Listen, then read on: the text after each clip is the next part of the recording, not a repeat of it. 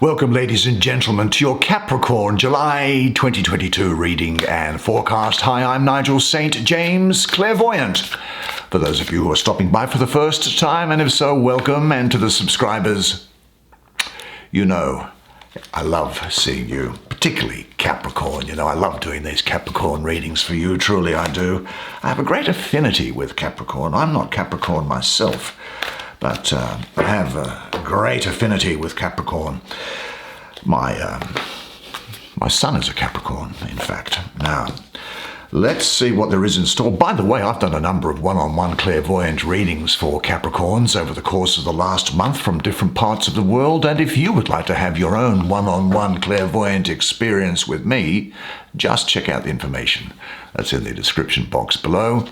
Look at the website link. That will give you the pricing, and other currencies can be accommodated if PayPal takes them as well. But let's get these cards drawn for you and then get your reading underway, shall we? And we're going to take 5 cards. 5's all we need, because each one of them is jam-packed full of information. Now, this is a deck that you probably won't see around much anymore. It's an independent. There's the star. What a beautiful image. The deck was. It is an independent deck. The developer has said that they're not going to be doing any more of them. And so this is, if you'd like, sort of 7 of Cups, sort of a collector's item, if you'd like. Not that I would ever part with it anyway, because it gives me such accurate information. And so there's the 3 of Swords. So, do you know, I think that... but the imagery is just stark and sort of quite minimalist in some areas here. That 3 of Swords is quite minimalist. There's the 5 of Swords to go with it. What they mean together, and see what there is here. And here is the Queen of Coins, the happy ending. Not that type of a happy ending, but let's see what there is here. All comes good at the end. A few rough patches, maybe. We'll see in just a second. So come and sit down here next to me. We'll have a good close look at the imagery on these cards together while I do your reading for you. Now you can see these. Now I'm going to tell you something here. The presence of this star and this Queen of Coins indicates, because you drew that first and this came out as the conclusion, is that although there's some aggravation which is being set out by this diagonal, it is nevertheless a good time for you, and you are going to be doing fine during the month. Now let's look at the first indication of that, which is the star. And I'll do this last. Now let's have a look at the star first, shall we? Because this is beautiful, the energy around here.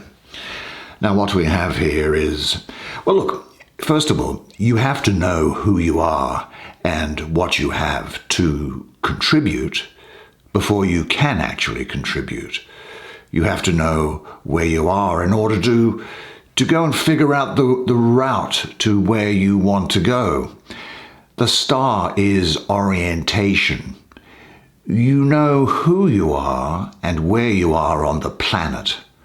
There is the cosmic twinkle that can guide you. What will happen along the way is still a mystery to you, but at least there is that sense of self to fall back on.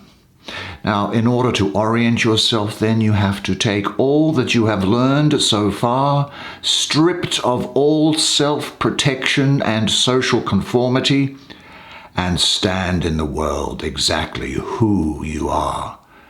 Now, this 7-pointed star that's here is a symbol of knowledge and protection, both of which are going to be provided to you all throughout this period. Now, the astrology of this card is, first of all, your planet, Saturn, ruling Aquarius, with Neptune exalted. Now, Aquarius is all about the individual and uniqueness, and yet it has an overall humanitarian outlook, doesn't it?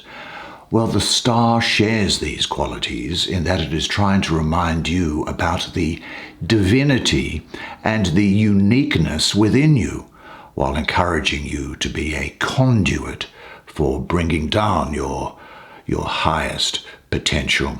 This is a period of inspiration, of crystallization. That is your ideas becoming crystallized, because you're going to take note of the areas particularly to be discussed in here in just a moment. In fact, I'll get to that next, I think. It's about trust in yourself. And also, I have to say, universal intelligence. This is a time when you will be filled with, you'll be aware of some aggravating things, but you will be filled with hope, happiness, optimism. There are opportunities coming your way, cosmic blessings and help in all forms of tranquility. You'll have high confidence and self-esteem. And I think this could be a time to bring in something new, which is the Aquarius aspect of this. A new crystal clear vision lends form and purpose to that which was a moment ago only just a vague impression. You gain a more penetrating view into the boundless potential of your development. The power of the inspiration you receive gives wings to your soul and lets the apparently impossible become manifest in marvelous ways. This is a time of you being fulfilled and inspired by life, and it's a reminder to follow your dreams, those which give you the most inspiration. Be open to love and trust creation and what it brings. And encouragement is now being given to you that, although I think you have had some testing times in the past, haven't you? Now is the time to move forward with renewed hope and live an inspired life that you can express yourself fully in. Let your star rise and stay in contact with the earth. Trust your environment and find ways to let other people share in it. You will be tested and recognized by the fruits that you bear. I suppose you might want to ask yourself this question. Are you totally fulfilled in your present area of work? Check to see if you are doing everything possible to bring your ideas to fruition. Say this to yourself. I am a radiant light being. I am a star that walks upon a bigger star. I see what can be of benefit to people around me. My creative powers of imagination and my connection to all-encompassing consciousness show me the way to realize my ideas. Well, where shall we go to next, do you think? Oh, well, I said we'd do this one, didn't I? So why don't we have a look at it? Don't you think that the art on these cards are lovely? Now, this is interesting. There's a sense here with these poppies of you getting out of it like an altered state of things. But then again, there's with these sea creatures here, there's dealing with the unconscious and going within. This is very interesting. This is the Lord of illusory success. Now, it's Venus in the third decan of Scorpio, 13th till the 22nd of November, if memory serves me. Now, with this number 7, I also have associated with the number 7 Venus as well. So there is a double dose of Venus being here. And Venus doesn't have any handbrake applied to it in this situation. And the other thing is this, is that Venus is in detriment in Scorpio, and it can't express its sensitivity and its emotions properly. Instead, they can get channeled into negative addictions and intensity, which is the darker side of Scorpio, I suppose. And it might imply that you indulge in excess reactive behavior due to something that has affected you deeply and changed you in a way which really throws up its own set of problems, I suppose. So be aware of that. Now, the key to this energy above the Queen of Coins and opposite the star is that deep soul work, bringing balance to your inner and outer values as necessary. Become aware of your conditioning patterns. That is your subconscious. We talk about this poppy thing here where you get out of yourself. So those patterns in your subconscious that lead you to the present situation that you're in, and get in touch with your higher self. And see, you can be doing this while this is understanding that there is together great hope, optimism and opportunity coming through here, and also material advancement and success. But I'm giving to you these as they come. I'm not going to sugarcoat anything. Get in touch with your higher self and reevaluate your values and belief. Discover your soul purpose. Release unsupportive beliefs and patterns and integrate your soul self with the material world and align with the universal law of perpetual transmutation of energy. You have the ability to change conditions in your life by uniting with the higher vibrations of the light. The gift of this energy is the focus to bring your creative imagination into reality. That's what we were talking about here. By having clarity of your true self and soul purpose. Now, look, there are many directions and choices that distract the path of true purpose, leading you off course. Now, this detour can steer you into unrealistic ideas or dreams and hopes, or focus on false abundance, like material possessions. Well, this 7 signals an overactive imagination of illusory visions and fantasies that could maybe never become a reality. So make sure that you do follow the guidance of the star and make things tangible. This Queen is also talking about this. This experience, though, where you run off course and get out of yourself almost as if you're tripping, it can bring delusion, confusion, indecision, and in particular, it can bring procrastination, putting things off, and a chance of falling into deep sadness or false happiness, stealing your self-worth and your inner power. Well, this energy is testing and tempting your ability to choose wisely in the world of matter here on Earth.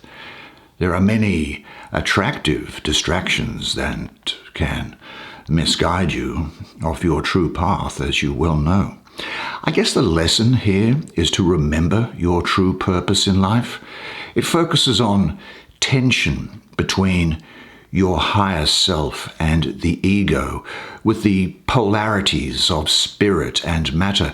This card signals, well, with respect, I think it signals escapism and perhaps emotional overload.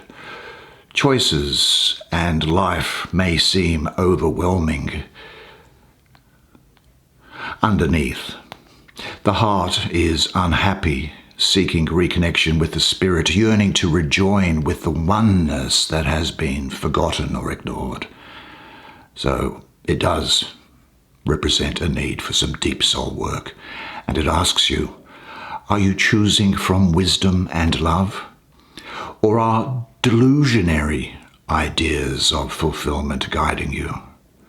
Aligning yourself with the divine light through prayer, meditation, walks in nature, dream work, just gratitude and appreciation for the small joys in life.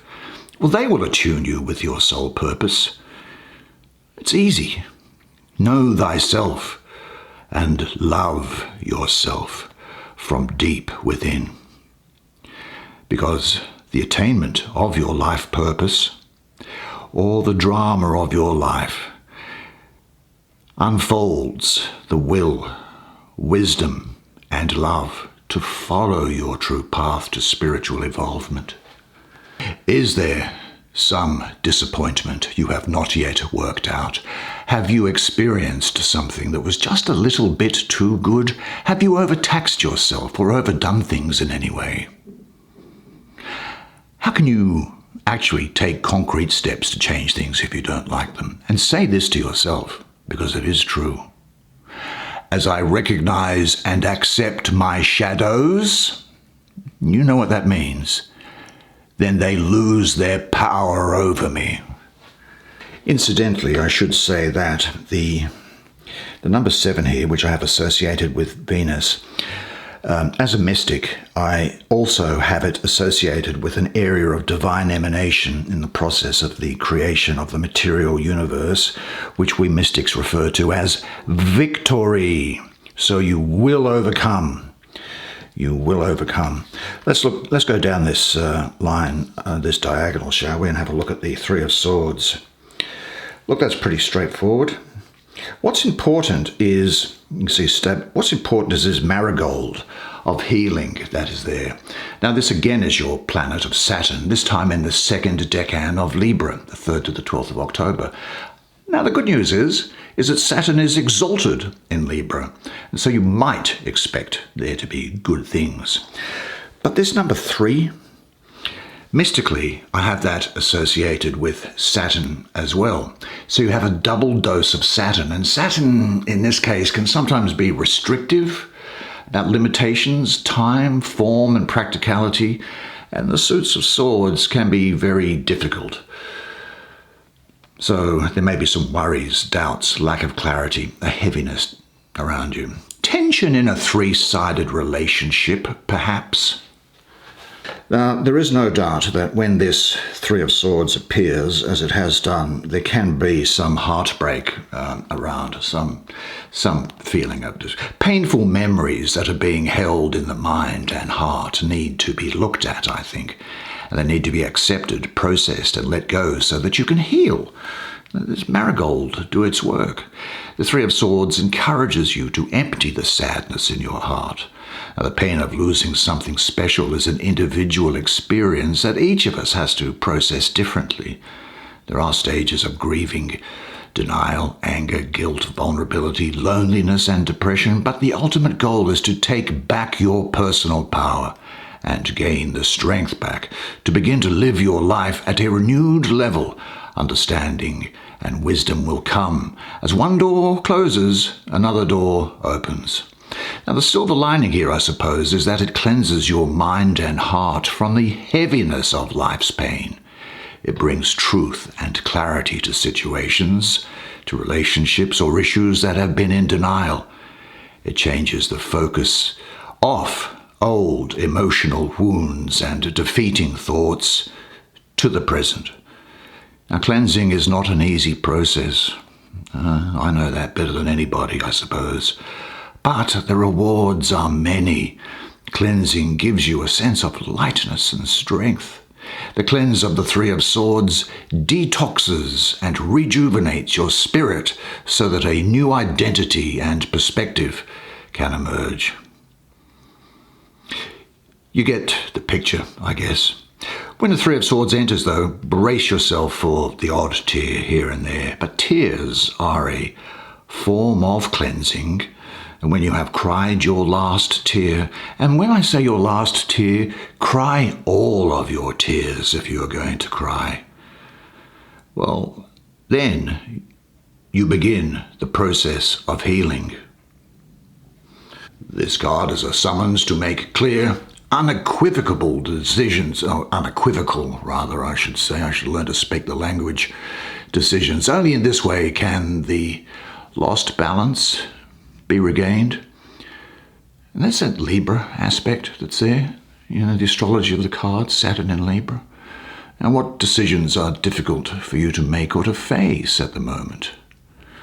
Have one thought in mind, though, and it is this. Every problem does contain its own solution. Now, there's another Swords card here, isn't there? Let's have a look at you. Five of Swords. Let's have a look at the image. What am I getting from this? It's unusual, isn't it? Do you know, I get the feeling of a breaking of a connection?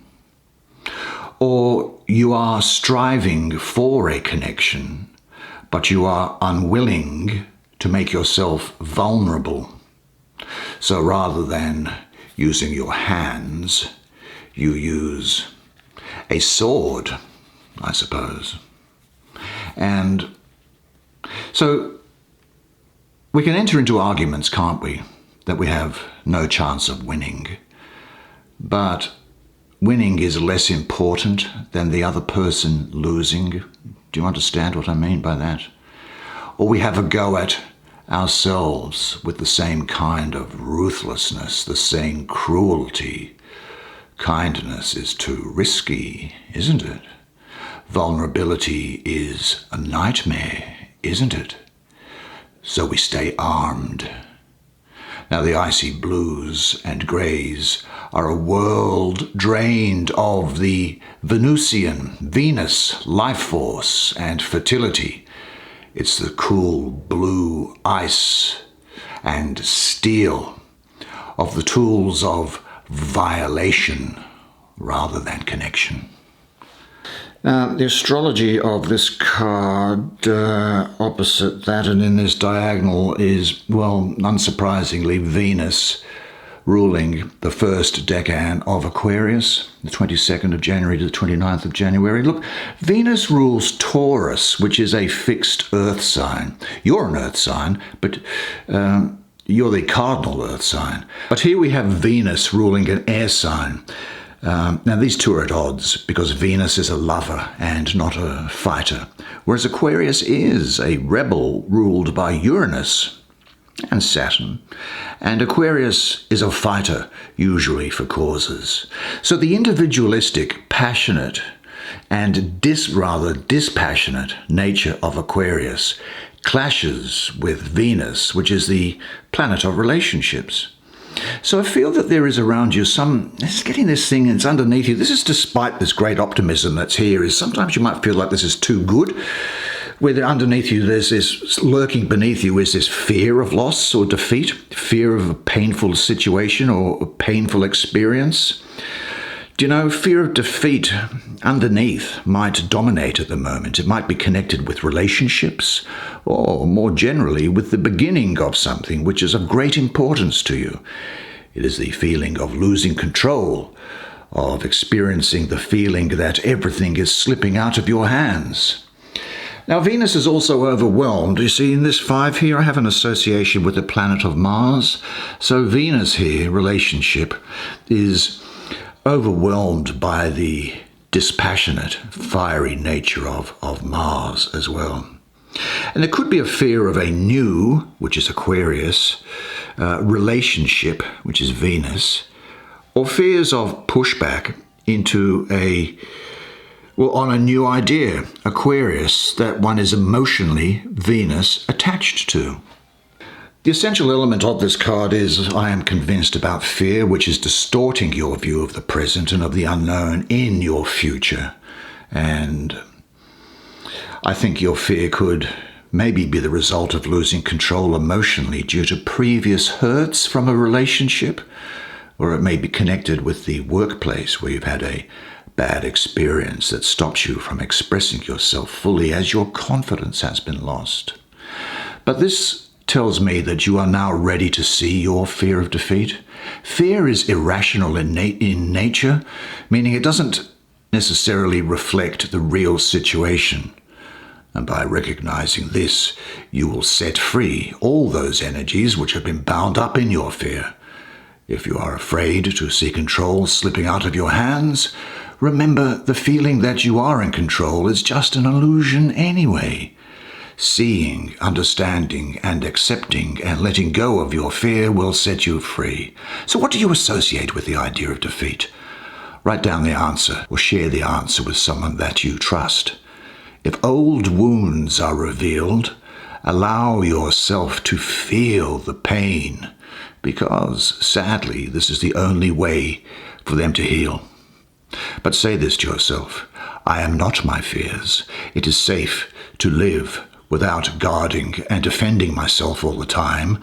When I feel afraid, I open my heart and let love dissolve the fear, and I accept my fear, then I let it go. Now, the good thing about this final card is that there's lots of Capricorn around here. There's also Sagittarius around it, I have to say. This is, in a word, now there's a woman, but court cards can be of either gender, but a woman who is ambitious, affectionate and kind, charming, timid, practical, quiet. This is very good for people who are involved in domestic duties, I would say. There's a fruitfulness here, a physical nourishment, and you overcoming a barren past And you're going to be ambitious at this time, but it's a time for you to work with instinct and intuition rather than over-intellectualizing things. You'll be hard-working in a practical and sensible self, in a sensible way, really. Keep practical, compassionate, and nurturing towards others and to your own circumstances, and go with the flow.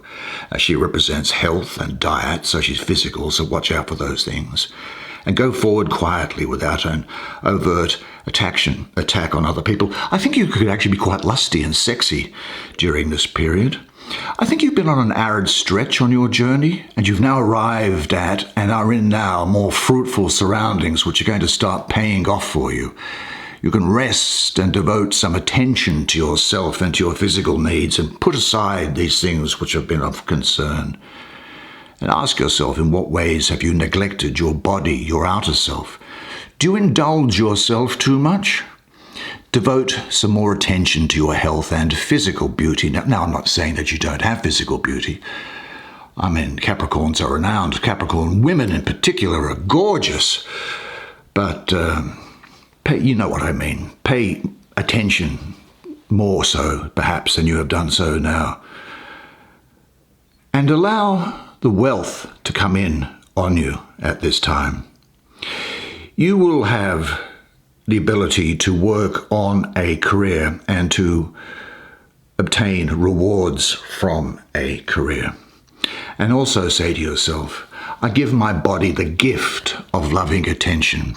It gives me the gift of life energy, joy in living, and in health. So, what a great set of cards for you. What a very interesting time. A great month for you. Good job. That's the way it is. What a fascinating and uplifting month for you this is going to be. I hope you enjoyed that reading as much as I did providing it to you. I certainly love seeing you each month, and I look forward to doing it. I can't wait to do the next one. And until the next time, remember one thing, and it is this, that you are a legend. And I look forward to seeing you again next month. And until then, it's bye for now.